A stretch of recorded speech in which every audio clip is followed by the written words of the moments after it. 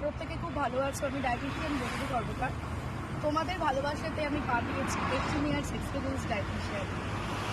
যারা খুব দূরে জার্নি করো বা অনেক সময় আমাকে বলো যে কী ক্যারি করলে অনেকক্ষণ পেট ভর্তি থাকে, তাদের জন্য আজকে এই ভিডিওটা করছি। যখন তোমরা দূরে জার্নি করবে, যদি মনে হয় পসিবল তোমরা ভাত খেয়ে বেরোতে পারো, বা ব্রেকফাস্টে তোমরা ডালিয়ার খিচুড়ি, ওটসের চিলা, ওটস উপমা, সুজির উপমা এগুলো ক্যারি করতে পারো। আর প্রচুর পরিমাণে জল ক্যারি করবে, আর সঙ্গে নুন চিনি জল ক্যারি করবে যদি তুমি ডায়াবেটিক পেশেন্ট।